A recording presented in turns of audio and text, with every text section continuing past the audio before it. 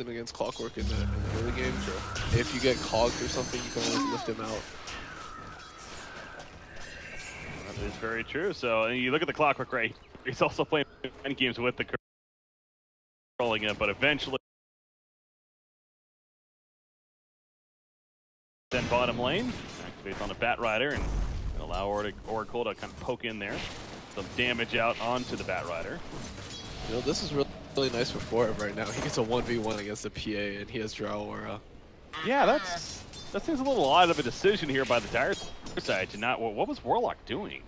I mean, he has to babysit the Storm a little while Clockwork's going for the Courier Snipe. If you leave Storm early by himself, it feels awful. Storm's like also a pretty garbage hero in lane against most mid matchups now. He's like really easy to bully. Okay. Well, right now, 9-1 Puck versus the 7-0 Storm Spirit. Obviously, there's that support to keep in mind. Rubik's been here really from the beginning.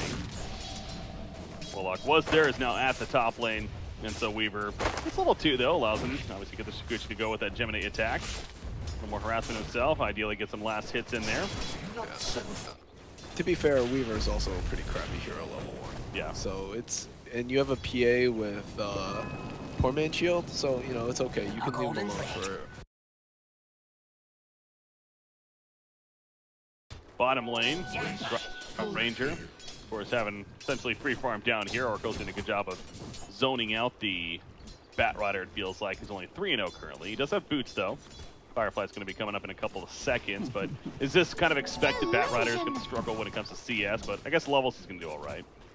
Yeah, just because he is getting zoned out by the Oracle. I think right now, we have Mad trying to move on the puck right now. This is not an easy kill.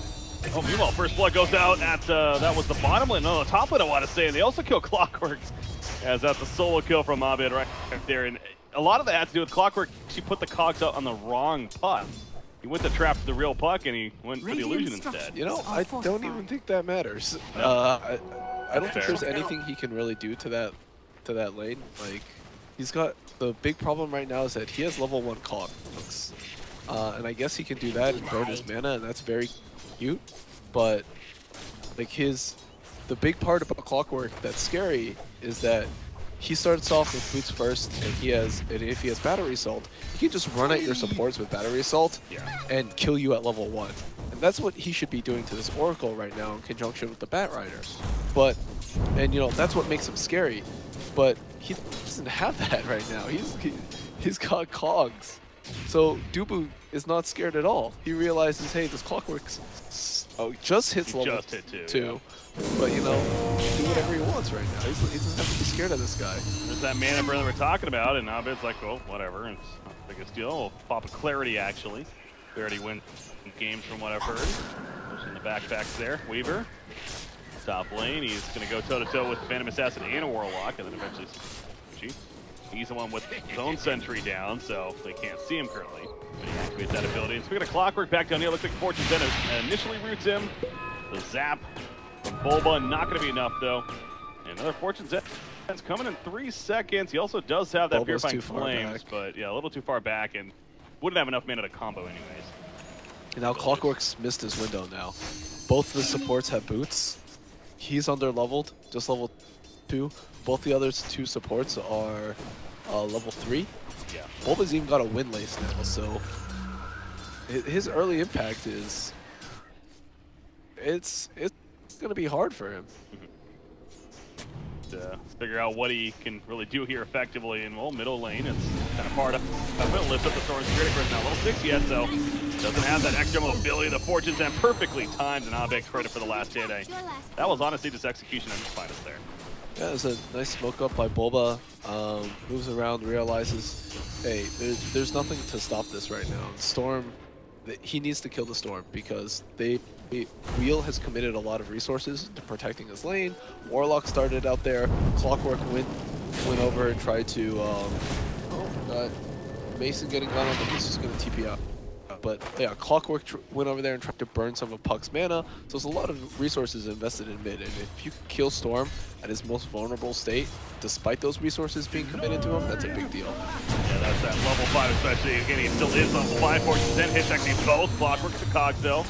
Gonna make sure that he stays alive on an Annihilate there, and will help do so at least, but the pressure's clearly gonna be kept up. And Storm Spirit having trouble getting that level 6 mark. Puck is also still only level 5 though. That's probably what it saw that Dream Coil come out and secure that kill. Just gonna pop this Ryan, as that just spawned here recently. We'll heal on up, but again, Rubik sitting in the area. Bulba continued to be in that nuisance, and Storm Spirit's set into jungle for the time being, trying to get his ball landing before he probably goes back to the middle lane. They won't be as vulnerable anymore. Be a good idea. Bottom no Drow. Power Tread's already finished, has the full magic wand here. Looking good. What item build on a Drow should we expect to see here, you think? You know, it's your usual tanky stuff where, okay. About that. How's the Dream Coil commitment? Finds a solo Clockwork there, though. Yeah, Clockwork now, like, this is what Storm needs to do, is just go go to the jungle and get his levels, because Clockwork needs those levels even more now. He's a roaming Clockwork that hasn't gotten anything done on the map. In fact, he's fed 2 kills. But back to your question, you know, Drow just gets the normal tanky stuff. Dragon Lance into Hurricane Pike. Probably a BKB later, maybe perhaps a Manta as well. Is Silver Edge actually potentially good this game against Phantom Assassin? Yes. Okay. It's also an option. There it goes. But you know, mostly just your tank up, get a bunch of stat items. Well, off that idea too, and I know this item is kind of died out now. Granted, we actually saw it last game, sure enough. Helm of the Dominator, is that anything they could put? Because especially if they're going to be pushing with the strat, you know, getting the Alpha Wolf, is that a valid, or is just Helm of the Dominator not good enough anymore? It's really not that good anymore. Typically, you get it if you want to do stacks, or if there's like a wolf.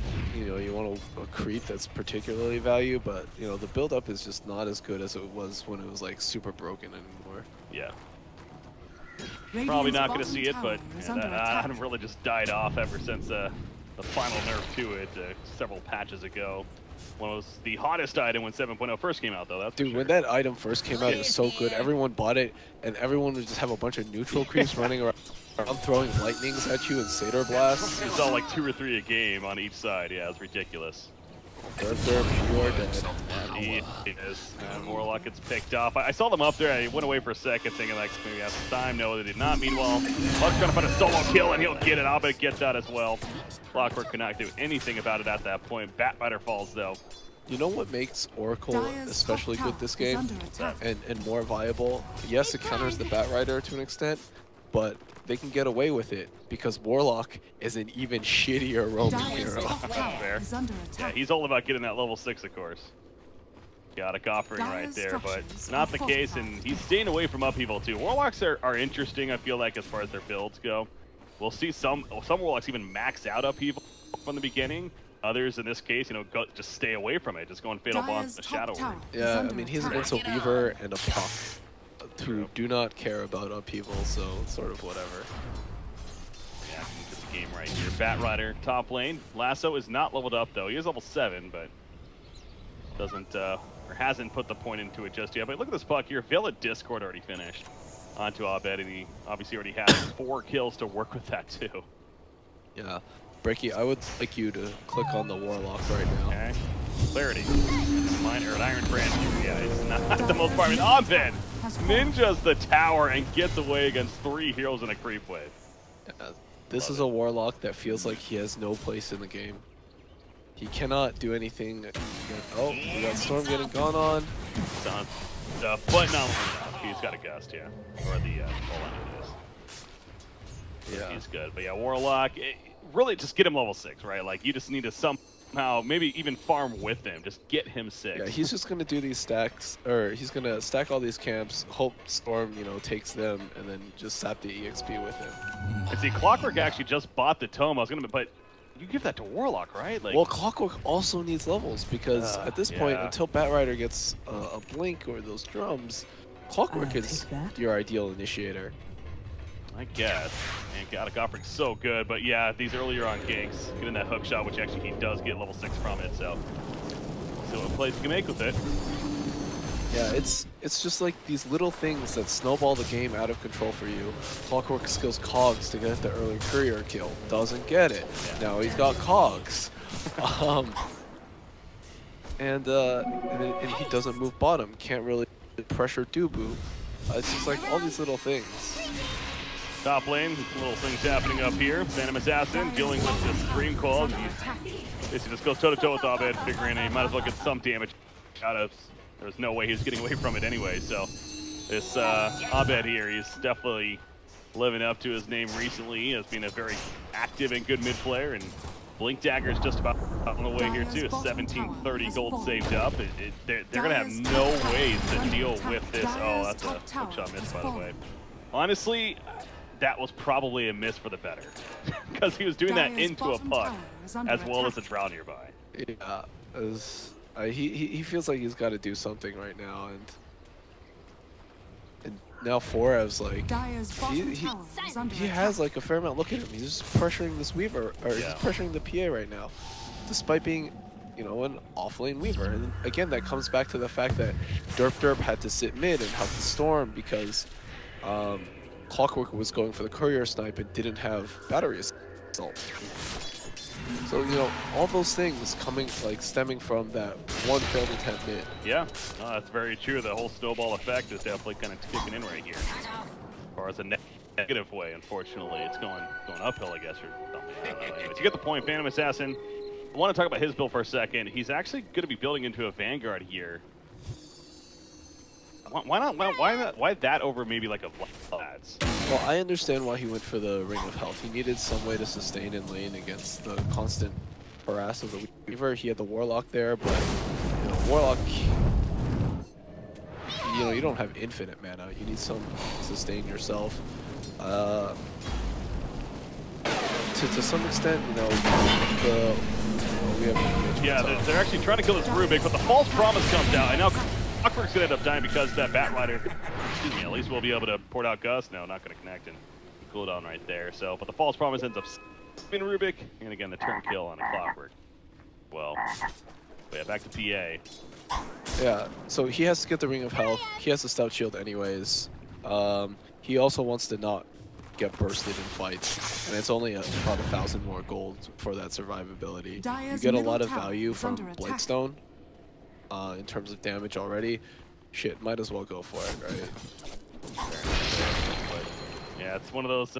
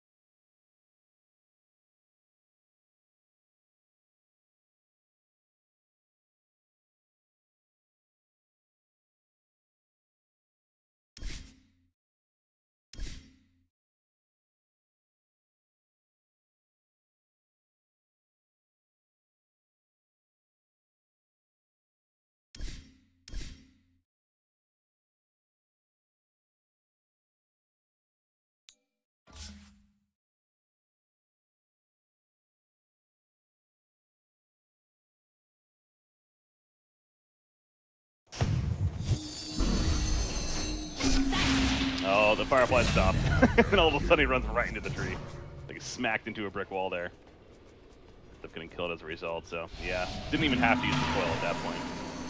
Okay, look at Abed. He actually went the Veil into the Blink into bots here. He is just very mobile now. Oh yeah, this is perfectly fine. He actually, interestingly enough, skipped the first talent. Oh yeah, wow. He's level 14 here. You're level 15. He's got to get a top here, right? Top tower is under Yeah, I mean he probably will, but I think he probably felt like the points in his abilities were more value than you know, another 8 intelligence. He's already up so much, like 8 more intel. Radiant's bottom tower Didn't need to be that much smarter apparently at that point, but yeah, right now he's got it anyways. And 15, he'll probably put you know, up to 50 damage as his next talent there. So more kill potential gonna be coming out. Definitely going for the 50 damage. Yeah. Especially with how aggressive he is this game. So, and a very good puck, as you would expect. On the other side, Storm Spirit, he's actually almost got his Bloodstone finished. He did go Power Treads first, so can't break that up. Yeah, it's you see it more commonly now, so I'm just going for the Power Treads, just because like your kill potential is just a lot better with the treads. And even like by the time you get that Bloodstone, you still feel like you need treads to have some impact in the game anyways. Yeah. At least if you get the treads early, maybe do a little more rather than have the mana boots. Yeah. It's obviously going to help that much more for survivability, so. The item also got buffed. You get like 2 more of strength, intel, or agility. He's sitting here at the bottom lane. Okay, he's just sitting for the energy booster actually. But he just got enough gold for her, so he has a full soul booster, needs the pattern of 900 gold.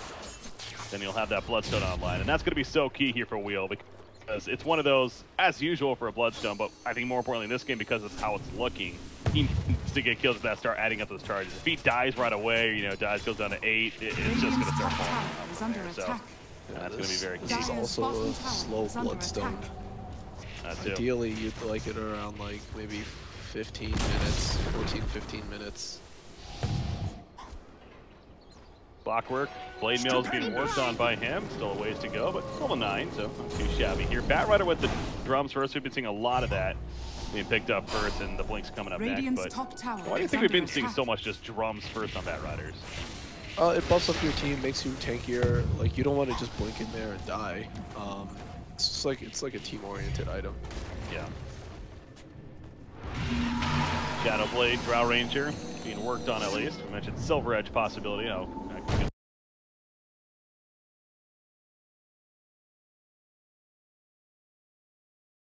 he has a Hurricane Pike already. Throw out those daggers from a distance. Death Slitter finished. Mentioned that. So there's a coup de grace. If that helps, if that kicks in here, could be some big damage coming out. Yeah, unfortunately, he's going to need a lot of those because they're very far behind right now, and at the moment he is like the majority of their damage. Jumped in, oh my god. Didn't even get any crits right there, but necessary. No lift on a Batrider, the Scream Coal locking him in place. Chaotic Offering hits Forio's Oracle, the only one not hit though. So False Promise over to be used, chase on a Rubik in the backlines. There's False Promise fly to Drow. And Drow's like, I'm out of here. He's going for the TP. It's going to be stopped though. He has to fight this. He's not fighting this whole time. And he is going to die after the False Promise, so they just full on try to retreat right here, and that's going to bite them in the ass, it feels like. Oracle also goes down, no buybacks on either. Abed, if he stays alive, you know, it's all good, really, and he is, but it seems like an odd decision to just, Mesa just was full on retreat mode, even despite the False Promise. Yeah, it looks like they need a little more to be able to save them, because like, False Promise is just not enough at that point. If KVH gets some good crits off, like Radiant structures are fortified. There's not like after the if a Drow dies and they use all their spells, like there's not a lot of follow up for DC. Their only sort of team fight is the puck. Radiant's middle That's tower it, and it's hard to punish on the punish Wheel on the high ground. They did get the tower though. That's true. They got tier 3, so they got that objective at least. But I think it also really goes back to the great point you made in the end of the draft right there, is that they don't have that strength presence. They don't have that tanky hero that can at least lead the way and allow them to then feel comfortable sitting out. Because right now, yeah, it's really the Drow going to have to sit from a distance, poking at the tower. and hope that they don't get jumped. And you also look at Storm Spirit, got the Bloodstone before that. He's at 14 charges now. So we mentioned how that was going to be a key right now to the shifting momentum in this game, and they capitalized. So definitely not over. 8,000 gold lead or net worth lead for DC is nice, but Wheel definitely has chance. Yeah, they have decent high ground defense potential, but you know, Warlock ult is down now. True. For how long? It's 1 more minute here. So they're gonna take the free shrine. The other big thing is that 4F really needs some more items right now, because if they're high ground pushing, this Weaver doesn't really do anything. Throws out some bugs. Yeah. He doesn't feel safe to hit the tower himself because you know he didn't have that Aegis. He also does like no damage.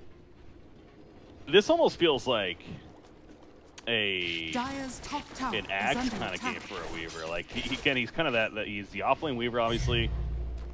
Could you see that, or would you rather just see him build more damage as you're getting? No, I like the Ags. Okay. Maybe get a damage item and then go Ags. I mean, he does do some damage because he has Drought.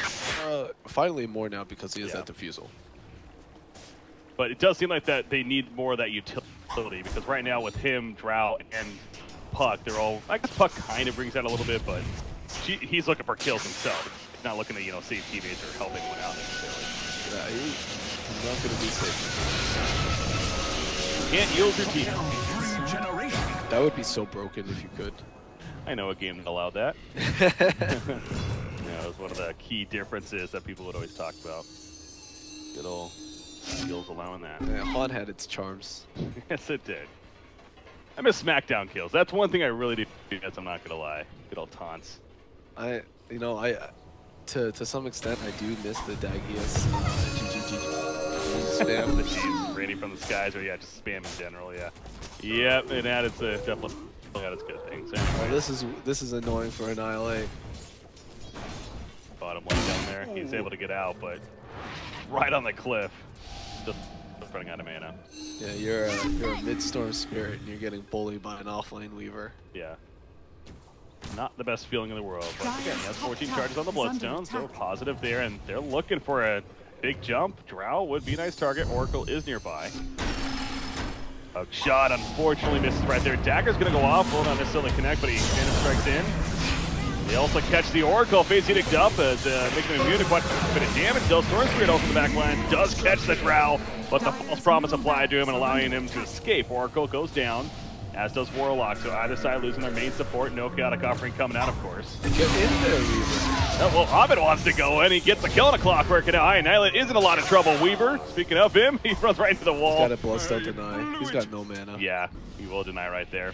That would have been key if he did not, but Phantom Assassin, oh, he goes down, the triple kill for Abed to finish the job. This is the woes of playing a Storm Spirit from behind.